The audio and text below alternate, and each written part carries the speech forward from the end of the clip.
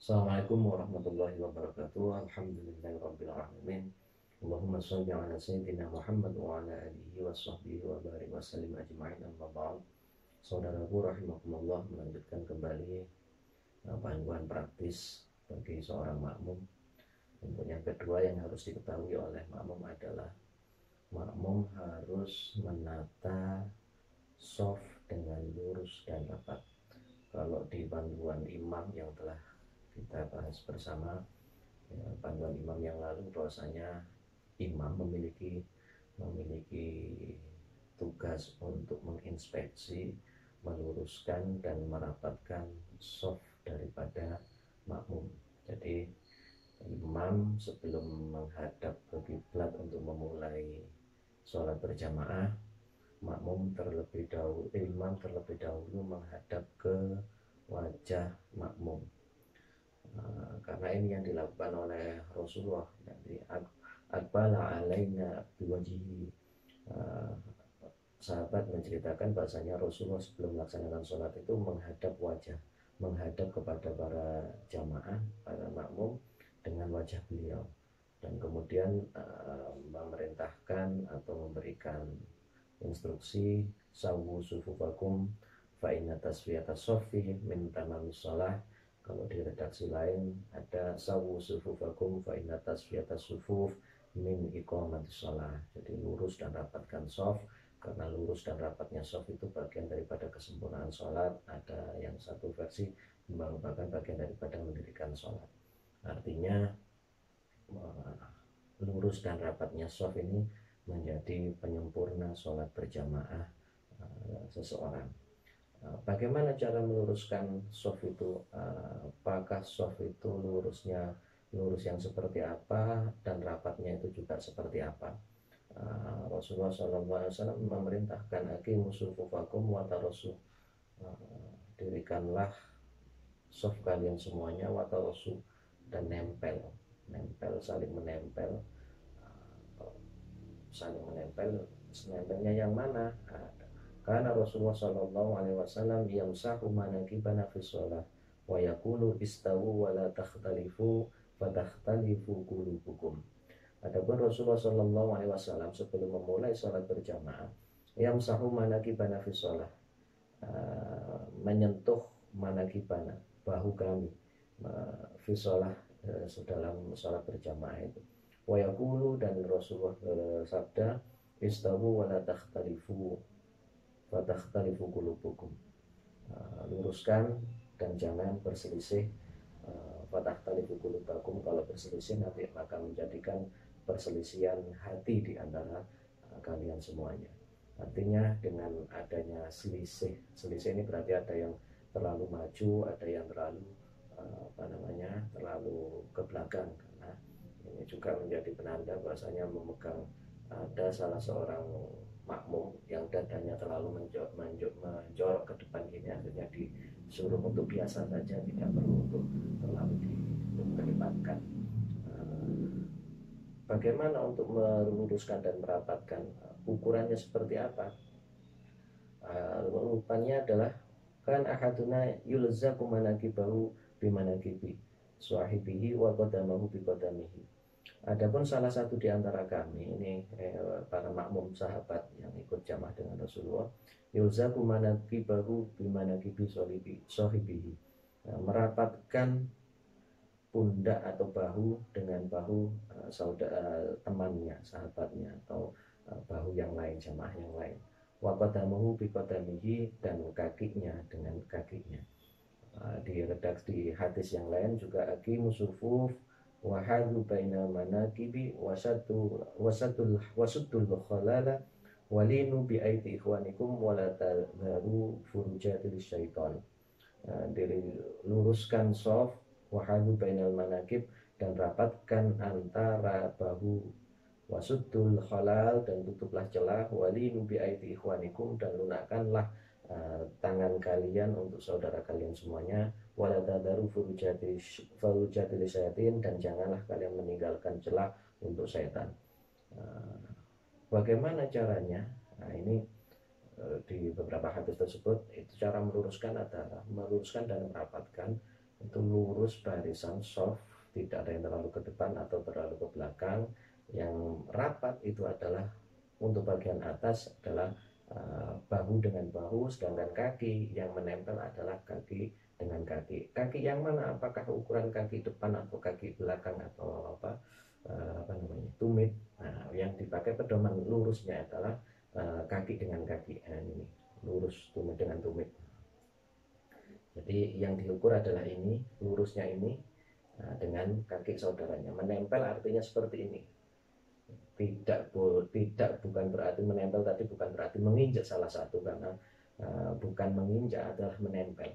Namun menjadi persoalan lagi, ada juga sih yang beberapa pernah menjumpai diinjak jarinya. Jadi ukuran jari itu bukan menempel menginjak tadi, bukan, tapi merapatkan kaki adalah kaki dengan kaki seperti ini rapat. Yang penting sudah menempel, bahu atas menempel, kaki dengan kaki menempel. Menempel ini untuk ukuran kaki bawah, tidak terlalu begagah dan tidak terlalu rapat. Kalau terlalu rapat, itu nanti kalau rapat seperti ini, kaki kanan dengan kaki kiri menempel, itu nanti mudah untuk roboh. Jadi di senggol dikit saja sudah roboh. Tapi kalau terlalu megah, itu nanti akan memakan tempat. Terlalu mengkangkang, memakan tempat, itu nanti bisa saja membuat bahu yang jamaah satu dengan jamaah yang lain tidak bisa mepet karena kakinya terlalu melebar atau mengkangkang. Jadi itu nanti melebar meskipun kaki dengan kaki menempel, itu bagian bawah, tapi atas menyebabkan adanya kelonggaran. Ini yang membuat seseorang mudah untuk diganggu oleh setan. Ukurannya seberapa? Kalau kemudian ditanyakan, kalau tidak boleh rapat dan tidak boleh terlalu lebar jaraknya, ukurannya adalah sekian. Jadi kayak kalau berbaris berbaris itu seperti ukuran orang siap gerak. Jadi kalau tidak terlalu beganggang dan tidak terlalu mepet, sehingga posisinya tegap dan lurus. Bagaimana kemudian kalau ada yang salah satu jamaah kemudian menginjakkan kakinya atau menempelnya, atau mungkin ada salah seorang yang merasa ketika ditempel itu risih. Jadi ditempel begini menghindar, tempel begini menghindar. Kalau sudah ditempel, kita sebagai makmum ketika sudah merapatkan soft dengan cara menempelkan bahu kita, yang bawah menempelkan kaki kita, namun ada jamaah lain yang mungkin risih atau tidak nyaman dengan kaki yang menempel, kemudian dia menghindari. Ketika si makmum tadi, orang lain yang di sebelah kita menghindari karena tempelan kaki kita, maka kaki kita tidak usah mengejar orang tersebut. Jadi ketika sudah tempel seperti ini, kok jamaah lain yang di sebelah kita merasa risih, akhirnya kakinya agak direnggangkan. Nggak usah dikejar kemudian sampai nyaman. Kalau dikejar nanti nggak akan dimulai sholat berjamaahnya karena nanti gerak terus. Jadi yang penting pertama tempel. Ketika ada jamaah lain merasa tidak nyaman, ya sudah, ketika dia menghindar, asalkan bahu atas masih menempel. Salah satu fungsinya kenapa bahu ini menempel adalah agar tidak dipakai untuk setan, karena manusia ketika sholat ada setan itu akan menggoda manusia dengan berbagai macam cara. Kemudian bagaimana ketika di masa wabah pandemi COVID-19 ini? Kemudian dibuatlah yang namanya ada aturan physical distancing, jaga jarak secara fisik. Akhirnya beberapa masjid takmir membuat kebijakan yang masih melaksanakan sholat berjamaah. Akhirnya jarak antara makmum satu dengan makmum yang lain ada jarak 1 meter. Ini demi keamanan. Apakah boleh? Boleh. Dan bagaimana cara meluruskan? Nah, ini kan berarti lurus tapi tidak rapat. Iya, karena ini dalam kondisi darurat. Jadi ad-darurat tutbihul mahdzura dalam kaidah dalam kaidah usul fiqh. Jadi untuk kemaslahatan, karena ketika terjadi antara darurat dan antara maslahah dan mafsadah, maka didahulukan untuk menghindari mafsadat itu.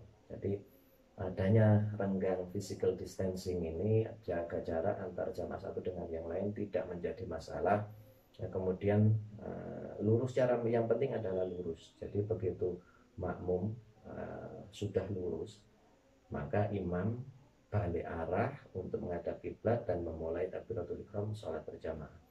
Kalau ditanyakan ukuran jamaah yang lurus dan rapat tadi, itu apakah menunggu semua jamaah yang hadir baru bisa dimulai? Tidak. Ukuran makmum imam memulai sholat berjamaah adalah ketika imam itu melihat makmum pada shaf pertama. Ketika shaf pertama ini sudah lurus dan rapat dan sudah siap untuk dimulai sholat berjamaah, maka imam balik badan menghadap kiblat dan memulai sholat berjamaah. Jadi ukurannya adalah shaf pertama.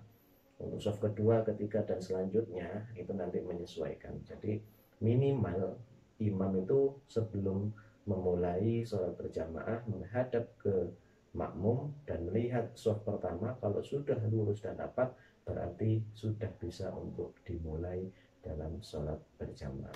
Dan inilah aturannya ya, sebagai seorang makmum kita tidak boleh untuk berselisih atau tidak mepet dan tidak rapat, tidak lurus. Nah, meskipun kita mungkin ada jamaah dengan jamaah punya sakit hati dan yang lain, akhirnya mau menghindari, tidak mau rapat, ya ini berdosa.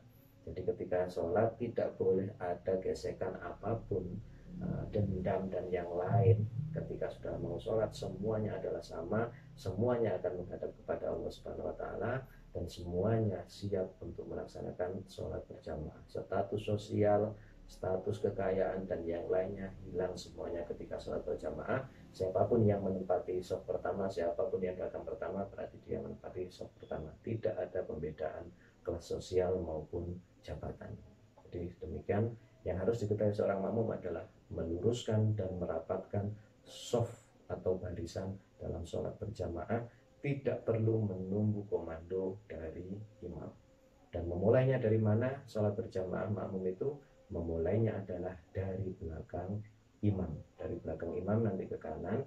Tapi kalau imam sholat jamaah itu hanya berdua, maka imam dan makmum berada di sebelah kanan imam. Tapi kalau ada 3 orang, maka makmum berada di belakang imam. Yang tadi kalau 2 orang, makmum ada di sebelah kanan imam tapi agak ke belakang. Tapi kalau 3 orang berarti nanti mundur ke belakang, persis ada di belakang imam satu dan yang satu lagi di sebelah kanannya. Memulai shaf adalah dari belakang imam ke kanan dan ke kiri. Nanti shaf kedua juga gitu, dimulainya adalah dari belakang imam. Nah, ini nanti orang yang di belakang imam ini adalah makmum yang klasifikasi atau kualitas keimanan, kualitas pengetahuan, kualitas keagamaannya, pemahaman keagamaannya kedua setelah imam. Jadi andai kata imam dalam kondisi berjamaah tadi ada batalnya atau yang lain sehingga imam itu mundur, maka orang yang berada di belakang imam ini, makmum yang ada di belakang imam, maju ke depan menggantikan posisi imam. Jadi belakang imam itu selalu diharuskan, tatanannya adalah orang kedua atau imam cadangan setelah imam. Jadi kapanpun imam berhalangan dalam sholat berjamaah, makmum yang ada di belakang imam langsung maju menggantikan imam. Inilah tata cara dalam sholat berjamaah. Nanti untuk panduan makmum yang lain-lain akan kita ulas di edisi selanjutnya. Demikian, mudah-mudahan jadi pedoman kita semuanya dan kita bisa mempraktekkan untuk meluruskan dan merapatkan shaf kita semuanya. Wallahul muwaffiq ila aqwamit thoriq.